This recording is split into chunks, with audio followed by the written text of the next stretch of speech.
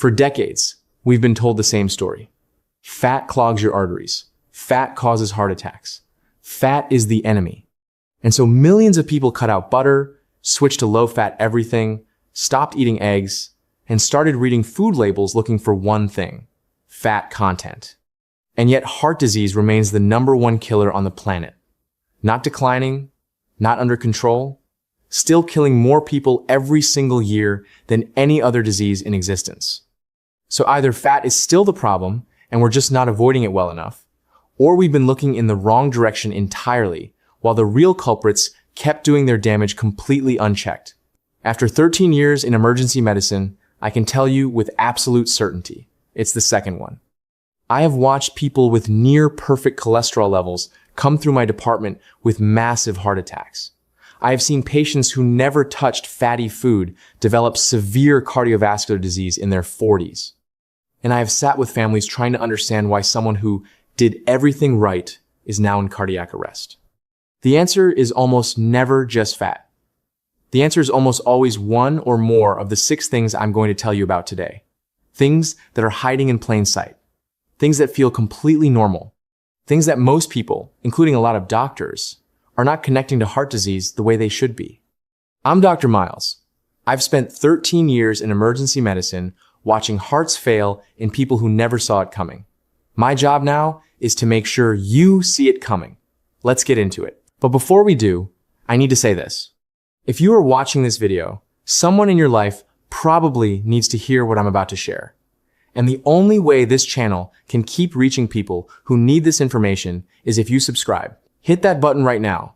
It takes 1 second and it genuinely changes what this channel can do. If you get to the end of this video and you didn't learn something that could protect your heart, unsubscribe immediately.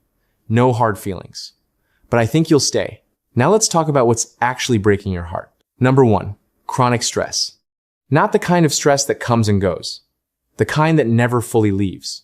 The background hum of financial pressure, relationship tension, job anxiety, or just the relentless pace of modern life that means your nervous system never fully powers down. Here's the mechanism. When you experience stress, your body releases cortisol and adrenaline. These hormones raise your heart rate, constrict your blood vessels, and increase your blood pressure. In short bursts, this is completely normal and completely survivable. Your body is designed for it. But when stress becomes chronic, when those hormones are elevated day after day, week after week, the damage compounds in ways most people never connect to their heart. Chronically elevated cortisol promotes inflammation throughout your vascular system. It damages the inner lining of your arteries, the endothelium, making it more vulnerable to plaque formation. It raises blood pressure persistently, which forces your heart to work harder with every single beat, every single hour of every single day.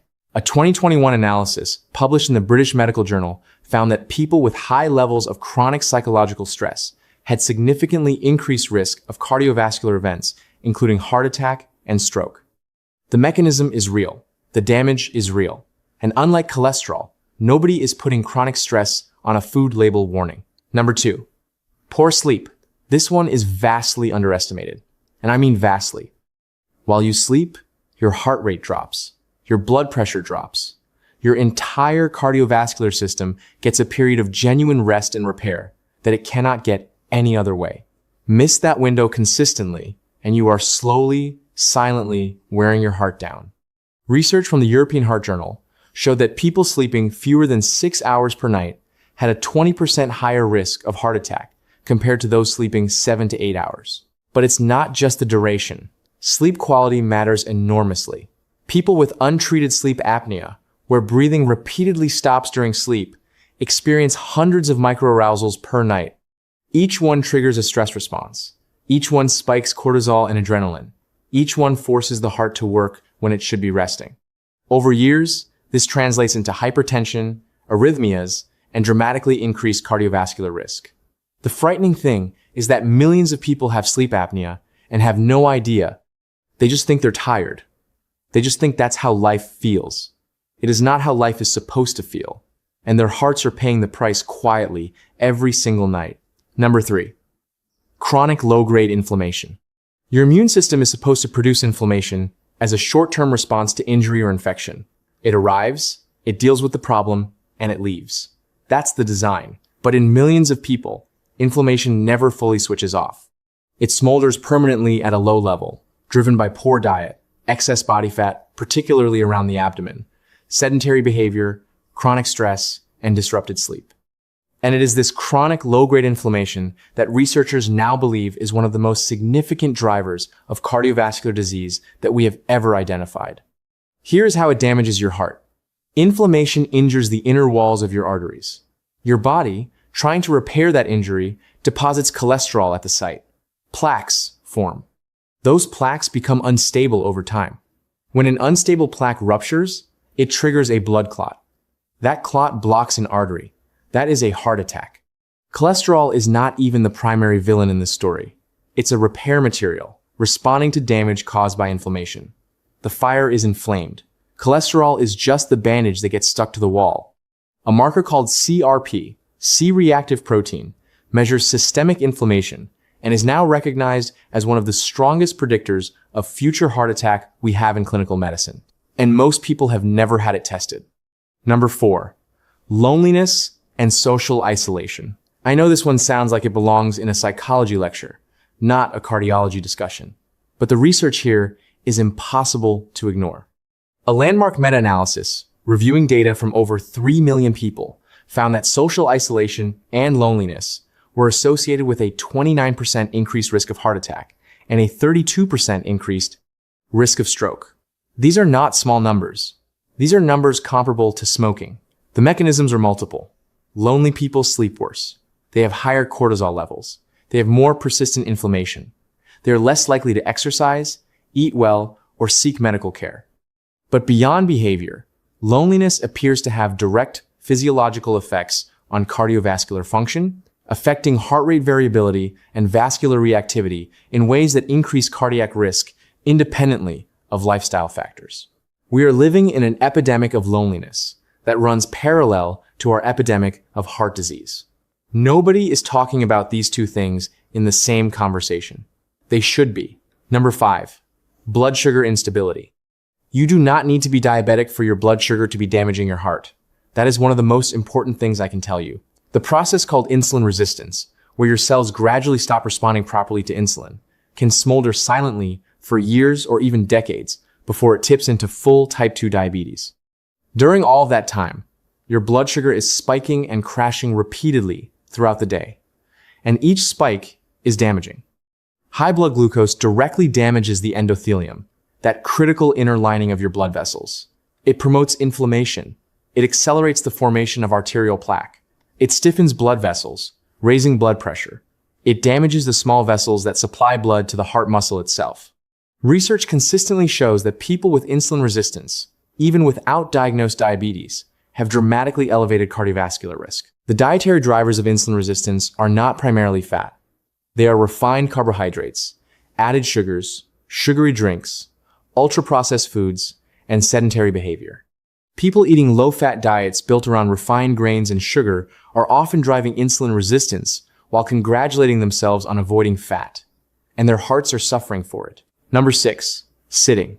The research on this is stark, and it is relatively recent. A sedentary lifestyle, defined as sitting for prolonged periods with minimal movement throughout the day, is now classified as an independent risk factor for cardiovascular disease. Independent means it causes damage regardless of whether you exercise. Let me be clear about what that means. You can go to the gym for an hour every morning and still be in the high-risk category for cardiovascular disease if you spend the other 23 hours mostly sitting. A 2019 study in JAMA Cardiology found that prolonged sedentary time was associated with significantly increased risk of cardiovascular events even after adjusting for exercise levels. The mechanism involves your vascular system. When you sit for long periods, blood flow slows, particularly in your legs. The endothelium of your blood vessels needs the mechanical stimulus of blood flow to stay healthy. Without it, vascular function deteriorates. Inflammation increases. Blood pressure drifts upward. These are not dramatic changes you can feel. They are quiet, incremental, and cumulative. The fix is not a gym membership.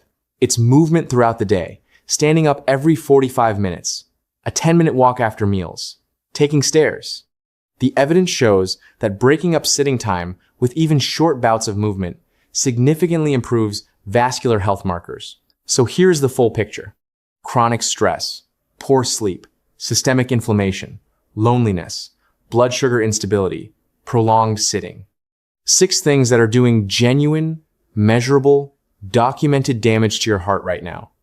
6 things that have nothing to do with dietary fat. 6 things that are completely normal in modern life.